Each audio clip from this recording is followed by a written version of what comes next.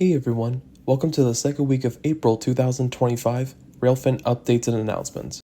The Adirondack Railway Preservation Society acquired an Alco C430 diesel locomotive from the Western New York and Pennsylvania Railroad. The Adirondack Tourist Railroad hopes to have the locomotive ready before summer. Also in New York State, the Arcade and Attica Railroad will start running their steam locomotive number 18 starting Saturday, May 24th, and tickets are already on sale. This week, we have updates on both the Long Island Railroad 35 and the 39. Volunteers at the Oyster Bay Railroad Museum continue to make excellent progress on number 35, mostly on the tender. This photo shows Next Generation Rail Solutions in Ravenna, Kentucky, getting ready to reinstall tires on number 35's number 2 driving wheels. As far as funding this project goes, most of the contract work was funded by the town of Oyster Bay and Nassau County.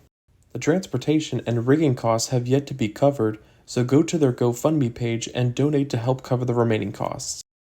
Folks over at the Railroad Museum of Long Island have shown photos of Long Island Railroad number 39's cab that was restored last year. Coming June 28th and the 29th, the Railroad Museum of Long Island and the Northwestern Modelers will have a special event at the museum itself in Riverhead, New York. Also, be on the lookout for these new pamphlets when you visit Strasburg, and the project needs your help to raise at least $410,000 by the end of this year. In less than 2 weeks from this Saturday, the Railroad Museum of Pennsylvania will be celebrating its 50th anniversary on Tuesday, April 22nd.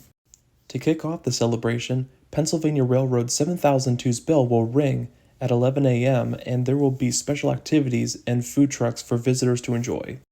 There is another Reading and Northern 2102 excursion scheduled for September 13th, and it is sponsored by the Rotary Club of Mountaintop. The excursion train will go from the Penobscot Mountaintop Station to Jim Thorpe, Pennsylvania, and tickets will go on sale on Wednesday, April 16th. The Pennsylvania Railroad 1361 restoration continues to progress nicely as rivets were being installed to connect the original boiler barrel to the new firebox earlier this past week. And this is a major step completing the entire firebox work for the locomotive. On April 5th, the East Broadtop Railroad broke ground for a new Saltillo station.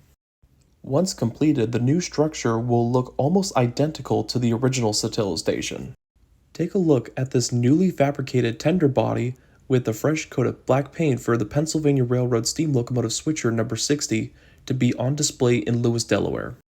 The Norfolk and Western 611 crews continue to perform maintenance on the 611 herself, including firebox work. It's always important to maintain an operating steam locomotive off-season so it will be ready once operating opportunities come about. We have more exciting news in southwestern Virginia as Amtrak is set to bring passenger rail service to Christiansburg, Virginia in 2027. Amtrak Virginia service has gone very popular in recent years, and this additional stop will provide the locals relaxing train travel experiences to other destinations along the Amtrak system.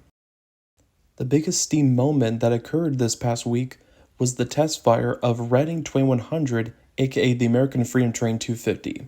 Now, American Steam Railroad needs $139,050 to complete the entire restoration. And as mentioned before, a few short-line railroads have expressed interest in hosting 2100, but we'll find out soon once the project is finished.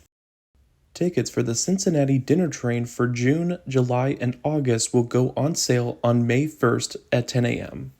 Another place to come and celebrate National Train Day is at the Lake Superior Railroad Museum in Duluth, Minnesota on May 10th and the 11th. There will be a railroad swap meet, railroad speeder rides, special exhibits open for tours, as well as a bunch of vendors who are helping to make National Train Day possible, and there are a lot more vendors than what you see here.